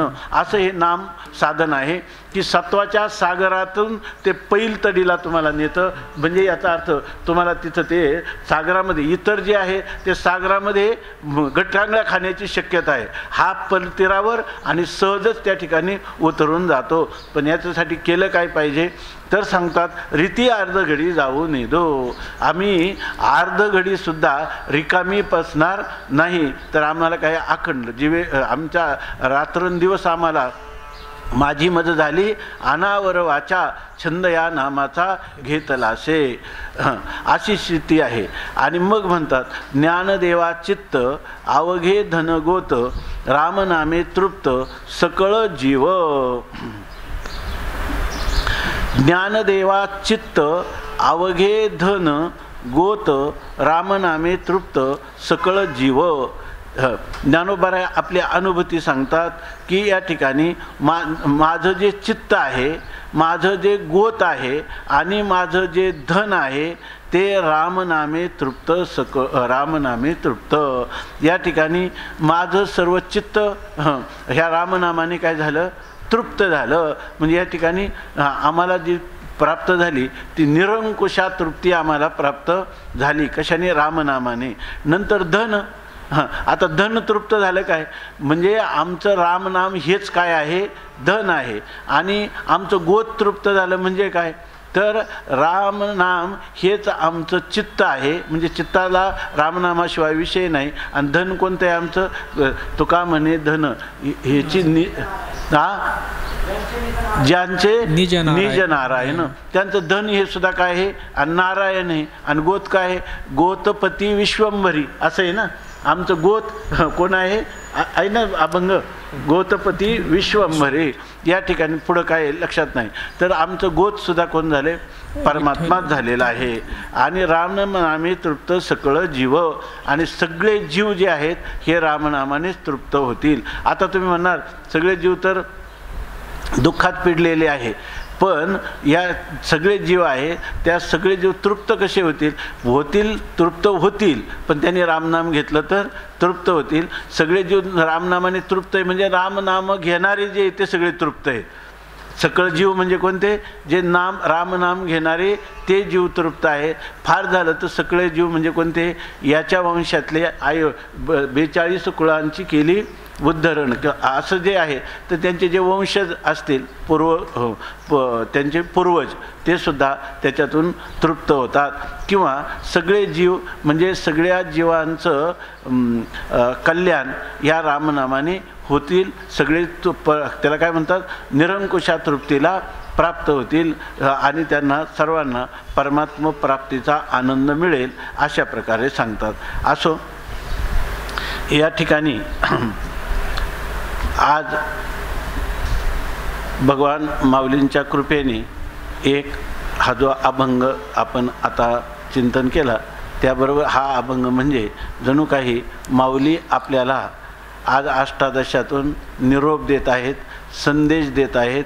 आणि ह्या सगळ्यांचं सार आता आम्ही तुम्हाला सांगितलं म्हणतात, आणि त्याचं तुम्ही अनुष्ठान करा. आणि जरी तुमचा देह असो माझा भलते ठाई, चित्त तुझे पाये असो द्यावे. माझं माऊली आम्ही कुठेही जरी असलो तरी आमचं चित्त जे आहे ते तुमच्या पायाजवळ ठेवा, आणि त्या चित्ताला आलंबन म्हणून तुम्ही आमच्याशी असाच अभंग रूपाने आमरणांत मरेपर्यंत संवाद करीत राहा. जरी आम्हाला तुमच्या अभंगाचा अर्थ आत्मसात झाला नाही तरीसुद्धा त्याचा जो शिंतोडा आपले असणारे जे काही दैवी वाणी आहे, आपले असणारे जे अमोघ अक्षरं आपल्या मुखातून या ठिकाणी उच्चिष्ट म्हणून आमच्या कानावर पडतात किंवा आमच्या मनात येतात, तर त्यामुळं तुका म्हणे शेष सेवेनं आवडी, वचन न मोडी बोलिले ते. अशा प्रकारे जगद्गुरु तुकोबारायांची जशी इप्सित आपण त्यांना प्रदान केलं, त्याचप्रमाणे आमच्या या अंतकरणात आपण स्फुरद्रूप व्हा. या ठिकाणी हा अष्टादशाह ज्ञानयज्ञ आहे. हा सर्व द्रव्य यज्ञावनी नामयज्ञ मोठा, अनुष्ठान करिता याचे भव होय खोटा. म्हणून आम्ही हा ज्ञानयज्ञ जो आहे तर ह्या ज्ञानयज्ञामध्ये प्रवृत्त झालेलो आहोत. हा आम्हाला त्याचा योग प्राप्त झालेला आहे. परंतु कठीण योगाविहुनी क्षेम, तर याचा योग म्हणजे अप्राप्ताची प्राप्ती आपण करून दिली. आता प्राप्ताचं संरक्षण देखील आपण करून द्या. अष्टादशामध्ये अनेक विद्वान वेगवेगळ्या अभंगावर बोलत असतात आणि त्यामुळं आपल्याला बरंचसं ज्ञान अनेक महापुरुषांच्या मुखातून ऐकायला मिळतं. परंतु हा काळ करोनाचा असल्यामुळं कोणाला त्रास नको, आणि म्हणून संस्थांनी जे हे ऑनलाईन या ठिकाणी ही योजना केली, याच्यामुळं अनेक लोकांना ऐकायला मिळालं. खरं तर याचं गिऱ्हाईक कोण आहे? याचं गिऱ्हाईक आहेत ज्यांनी याचा अभ्यास केला, ज्यांना खरोखर तीव्र मुमुक्षत्व आपल्या अंतकरणात निर्माण व्हायला लागलं, संत वाङ्मयावर अतिशय श्रद्धा जडली. अशा वेळेला संत काय म्हणतात, किमान त्यांच्या शब्दाचा शब्दशः अर्थ आपल्याला कळावा एवढाच याच्यात उद्देश असतो. तसे याच्यातला एक एक अभंग हा एक एक ग्रंथ आहे. त्याचं जर आपण विस्ताराने विचार करायला गेलो तर आपल्या आयुष्यातही एक गाथासुद्धा पूर्ण होणार नाही. परंतु असं असलं तरी हे कशासाठी, तर मग प्रत्येकाने आपल्या घरी जाऊन याचं चिंतन करावं. तसंच काही लोकांना वाटतं की आता 1000 अभंग पूर्ण व्हावेत, परंतु हे सध्याच्या काळातला जो व्यवहार आहे त्या व्यवहारानुरूप हे काही होणं शक्य नाही. कोणालाही वाटतं अमृताची 7 घडी 7 वाकुडी, अमृताची 7 वाकुडी लागो का अनुघडी, सुखाची दिवस कोडी गणित तुका, सुखाचे दिवस माणसाला एक युगसुद्धा एका क्षणासारखं वाटतं आणि दुःखाचा एक क्षणसुद्धा युगासारखा वाटतो. तशा प्रकाराने आनंद एकांती प्रेमे व संडितो घेऊ अगणित प्रेमसुख, अशा प्रकारचं हे प्रेमसुख हे भोगावा असं आपल्याला वाटतं. परंतु आता हे भोगायचं असेल तर ज्यांनी याचं चिंतन केलं त्यांनी पुन्हा स्वतः चिंतन करावं आणि दुसऱ्यालाही सांगावं, म्हणजे जेणेकरून आपल्याला ह्या ज्ञानोबारायांच्या गाथेचं जे चिंतन आहे आपल्यालाही कळेल, आत्मनो मोक्षार्थम आणि जगद्हितायच. आणि ह्या अष्टादशाच्या ज्ञानयज्ञाच्या संकल्पनेच्या पाठीमागं हीच कल्पना, म्हणजे हेच धोरण आहे किंवा हेच ध्येय आहे. त्यासाठी उदाहरण आपण सांगत असतो.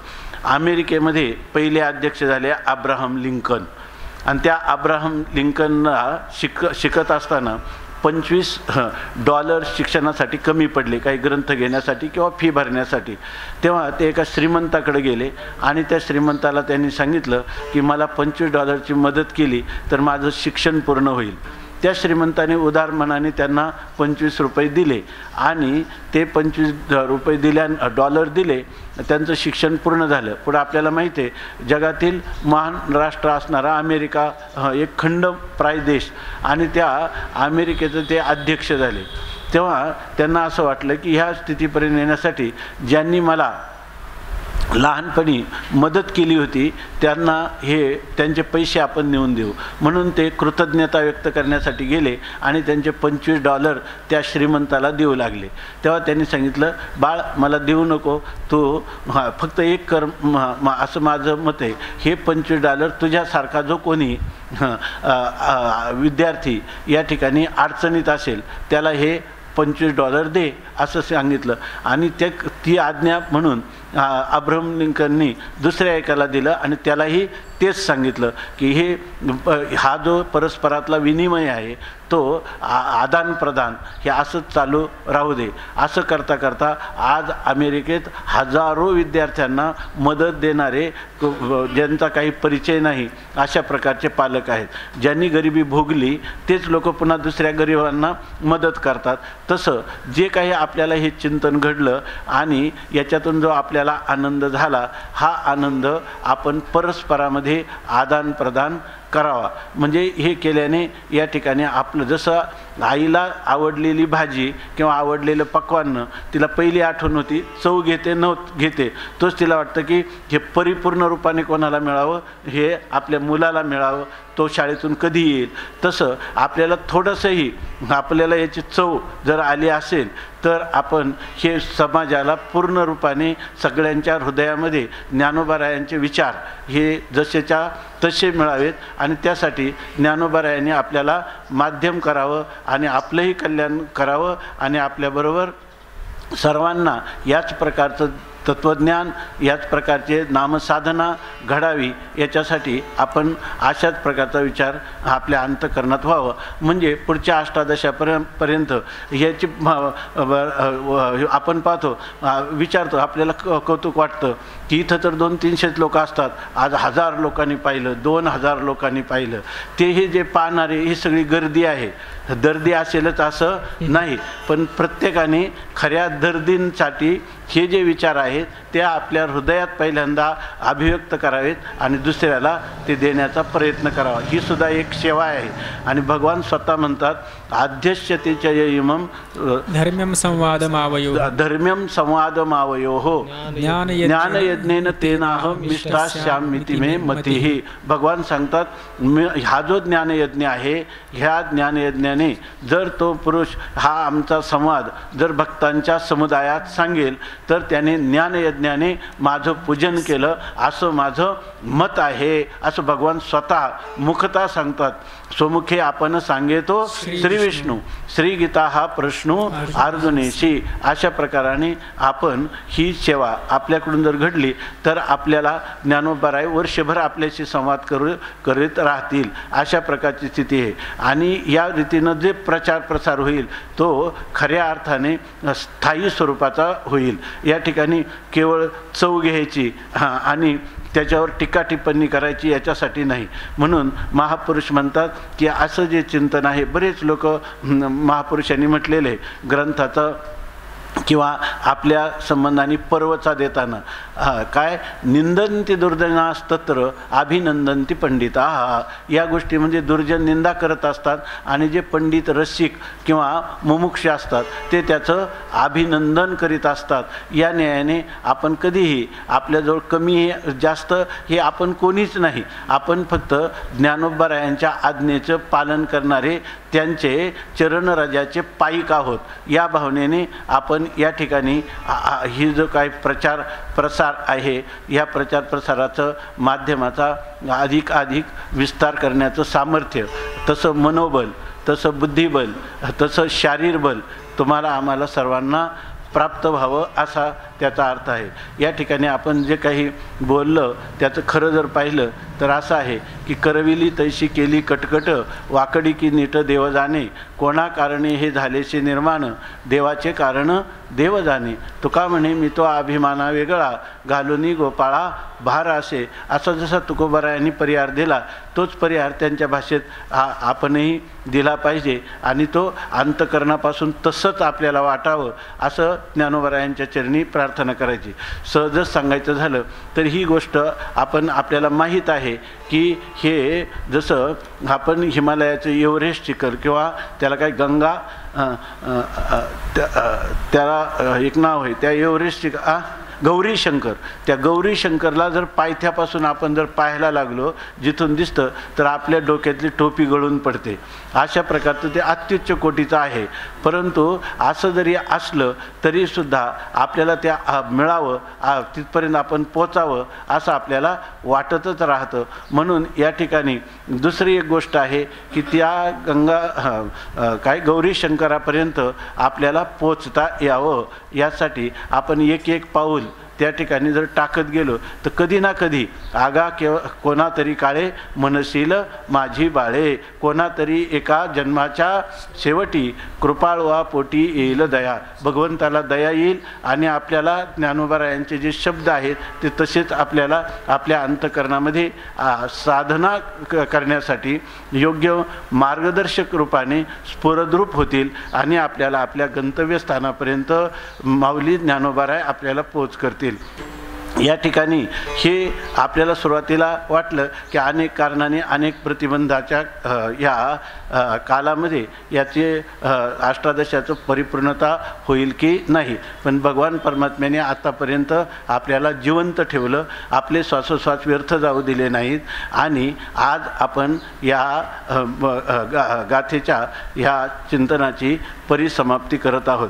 हे झालं कसं याविषयी स्वामी महाराज एक गोष्ट सांगायचे की जर तुमची श्रद्धा असेल तर तुम्ही श्रद्धेने कधी मला आता हे सांगणं किती कठीण आहे, माझ्या प्रक्रिया किती चुकतील, शब्दकोश माहीत आहे की नाही, काही नाही, सेवाभावाने हे करावं. आणि जर कोणी पांडित्याचं प्रदर्शन किंवा या ठिकाणी आपल्या बुद्धिबलावर जर हे करील तर त्याला स्वतःलाही रस येणार नाही आणि दुसऱ्यालाही येणार नाही. भगवंताची कृपासुद्धा संपादन होणार नाही, कारण ते सेवेमध्ये सुद्धा जमा होणार नाही. म्हणून कसं असावं याविषयी स्वामी महाराज थोडे विनोदाने सांगत होते, ते थोडक्यात सांगतो. स्वामी महाराजांनी सांगितलं एकदा एका राजाने एक मोठं मंदिर गावाबाहेर बांधलं आणि त्या मंदिराचं जे काही मूर्तिस्थापना आणि कलस्थापनेचा कार्यक्रम होता त्याच्यासाठी राज्यातील सगळ्या लोकांनी गर्दी केली आणि मग ते ब्राह्मण देवतांच्या उपस्थितीमध्ये वैदिक मंत्रोच्चारणामध्ये त्या ठिकाणी त्या मूर्तीची स्थापना झाली. नंतर कलश स्थापना करायचा होता, परंतु मूर्ती स्थापना करताना ती जी शिवपिंड होती ती तिरकी बसायची, ती काही सरळ बसेना. तर त्यांनी पुन्हा प्रयत्न केला, गौंड्यांच्या द्वारा पंडितांनी सांगितलं त्याप्रमाणे, पण मूर्ती काही बसेना.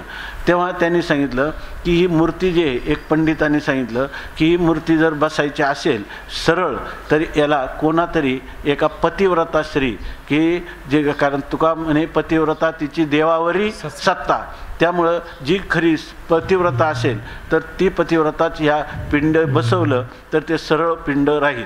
तेव्हा तिथं त्या राजाच्या पत्न्या पण होत्या, अनेक पतिव्रता स्त्रिया पण त्या ठिकाणी होत्या, पण त्यांनी काय त्या पुढं जे कोणी पतिव्रता असेल तर तिनं पुढे यावं असं सांगितलं. परंतु त्याच्यामध्ये पतिव्रता होत्या, परंतु त्यांनी सांगितलं जर नसेल तर मात्र पिंड बसणार नाही, ती तिरकीच बसेल.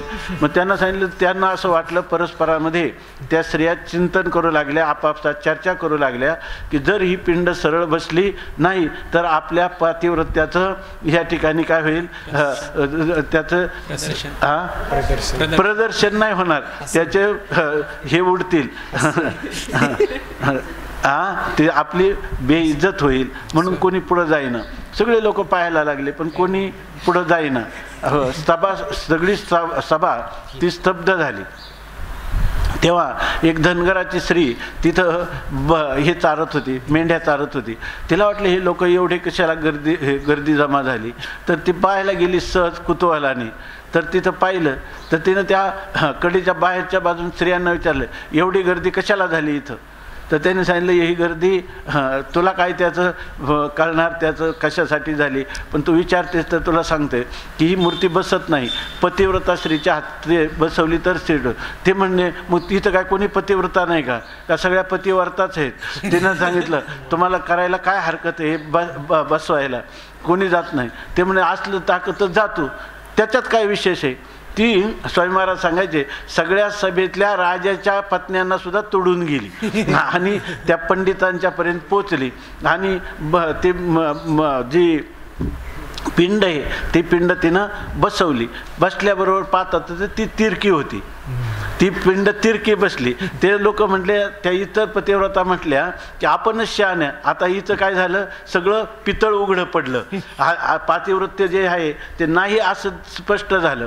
तेव्हा असं कसं काय झालं, ते पंडितांनी सांगितलं पातिव्रत्य तुझं अभंग नाही, त्यामुळं हे असं झालं. उगीच आता धनगराची स्त्री जिला सोहळं ओळख कशाला म्हणतात हे सुद्धा माहीत नाही, तिच्याकडून कुठं पिंड बसत असते का. ते म्हणे म्हणजे काय. त्यांनी सांगितलं तुझं पातिव्रत्य लागतं आणि त्याचं काय पाहिजे, पतीची या मता अनुसरोनी पतिव्रता अनायासे आत्महिता भेटेचे गा, असं तुझं जीवन नाही. तिनं डोळे झाकले थोडा वेळ, म्हणे असं मी तर पतीची कधीच आज्ञा आणि पतीसाठी माझं जीवन आहे, तर मी त्याच्याहून कधीच दूर राहिलेले नाही. सार्धम केनच कशार्धम शिवयो समरूपिन हो ज्ञातुम न शक्य ते लग्न मिती द्वैत छलान मोह, असं माझं जीवन आहे. आणि याला काय झालं, ही कसं का बसले नाही म्हणे. या थोडा विचार केला, तिनं आत्मपरीक्षण केलं तर संपूर्ण जीवनात तिच्या एकदा लक्षात आलं की जेव्हा मी पतीला दूध वाढवत होते त्यावेळेला त्याच्यावर जी साई आली होती ती साय फुंकून मी मागं सारली आणि जे राहिलेलं दूध आहे ते पतीला दिलं. वास्तविक साईचं काय महत्त्व आहे, पण स्त्रियांना साई प्रिय असते असं म्हणतात, तर त्याप्रमाणे नाही दिलं. म्हणून काय एकदा साई दिली नाही म्हणून काय पातिव्रत्याचा भंग झाला का. लगेच तिनं उचलली, बस म्हणे पिंडीला, ती खटकन बसली स्वामी महाराज म्हणायची. तशी आपली ही अष्टादशाची पिंड बसली असं समजून आपण ही झालेली सर्व सेवा जी आहे तर ती सेवा संत सम्राट, संत हृदय सम्राट, साधकांचे मायबाप असणाऱ्या माऊलींच्या चरणी ही शब्द कुसुमांजली समर्पित करायची. आणि आम्हाला जरी पुढची सेवा घडली नाही तरी आमच्या शरीरात प्राण आहे तोपर्यंत हा जो अभंग आहे या अभंगाचं अनुसरण करण्यासाठी लागणारी सर्व शक्ती तुम्ही आम्हाला प्रदान करा. आणि दररोज दिवसातून आम्ही कधीतरी जेव्हा आत्मपरीक्षण करू तेव्हा ह्या पदांचं चिंतन करू. सहज कर्म भक्ती घडावया कोडे ज्ञानघन निवाडे नाम जपो नाम मात्र न मन ज्ञानघन पूर्ण राम नामे कर्ण भरो रया सत्वाचे सागरी उतरो पैलथडी रीती अर्धघडी जाऊ नेदो ज्ञानदेवा चित्त अवघे धनगोत रामनामे तृप्त सकळ जीव. अशा प्रकाराने ही झालेली जी सेवा आहे ती आपण भगवान माऊलींच्या चरणी. आणि खरं जर पाहिलं तर ह्या श्रोत्यांचं स्वामी महाराज सांगायचे कधी कधी पाठ झाल्यानंतर किती जरी झालं तरी आमच्या इतकी तितिक्षा सहनशक्ती कोणाकडंच नाही. तर काय सहनशक्ती, तुमच्यासारख्या मूर्खांचं आम्ही ऐकून घेतो याच्यापेक्षा आमची तितिक्षा काय आहे. तसं या ठिकाणी ज्या काही रसिक श्रोत्यांनी 18 दिवस हे निमूटपणे श्रवण केलं त्यांच्याही चरणी, आणि दुसरे ज्यांनी केलं नाही त्यांच्याही चरणी, ज्यांनी नाव ठेवलं त्यांच्याही चरणी, ज्यांनी कौतुक केलं त्यांच्याही चरणी ही सर्व शब्द कुसुमांजली समर्पित करून आजच्या हे जे आपली झालेली सेवा आहे या सेवेला विराम देऊ.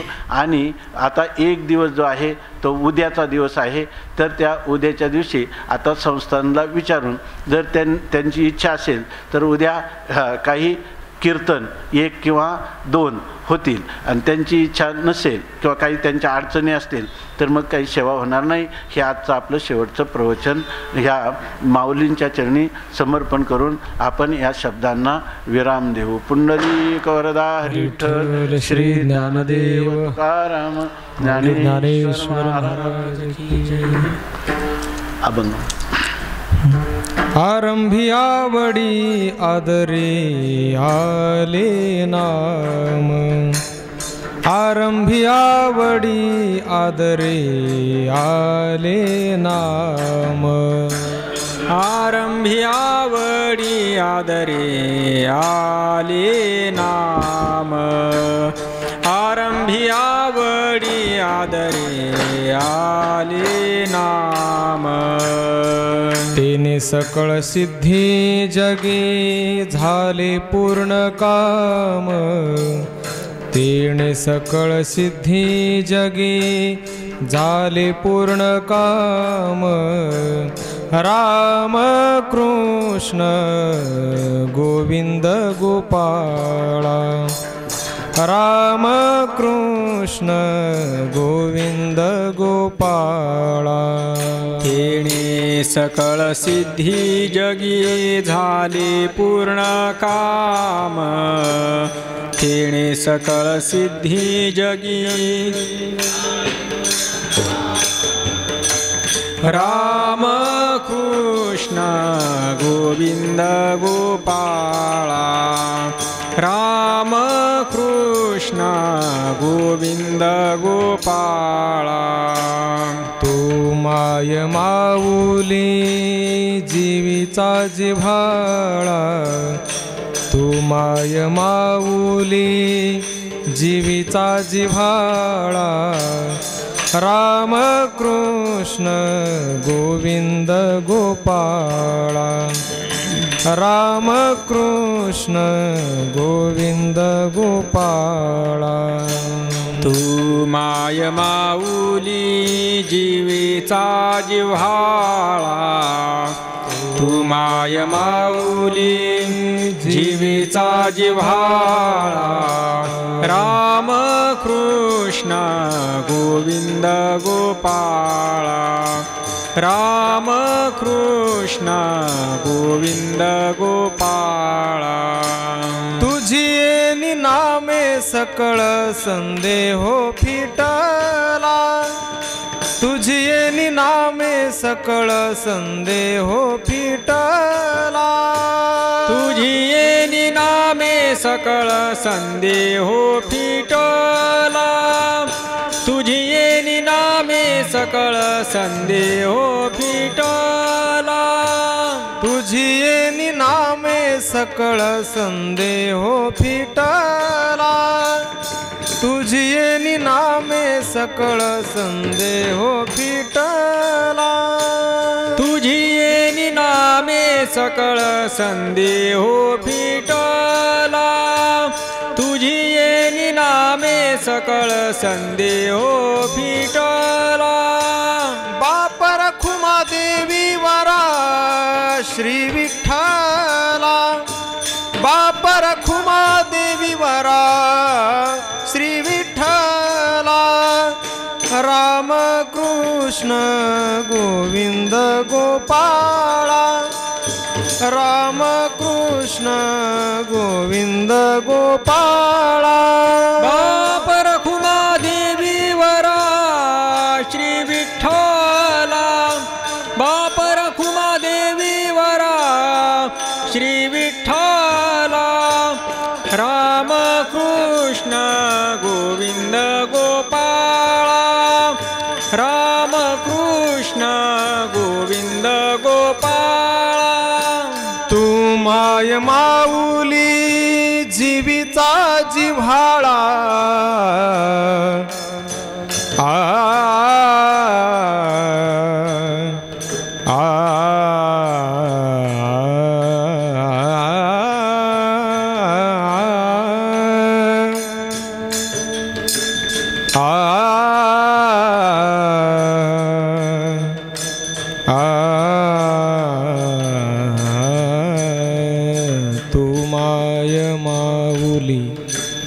जीवीचा जिव्हाळा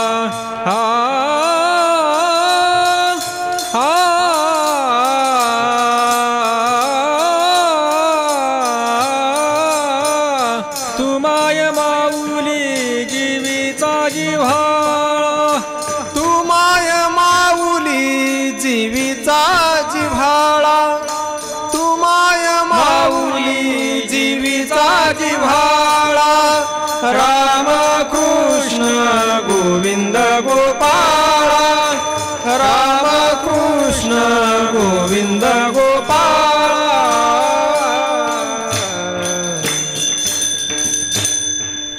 आता विश्वात्मकी देवी येणे वाव्यने तोषावे तोषो निमज द्यावी पसाय दान हे जे खळांची व्यंकटी सांडो तया सत्कर्मी रती वाढो भूता परस्परे पडो मैत्र जीवांचे दुरितांचे तिमिर जावो विश्वस्वधर्म सूर्य पाहो जो जे वांछिल तो ते लाहो प्राणी जात वर्षत सकळ मंगळी ईश्वर निष्ठांची मांदियाळी अनवरत भूमंडळी भेट तू भूता चला कल्पतरुचे आरव चेतना चिंतामणीचे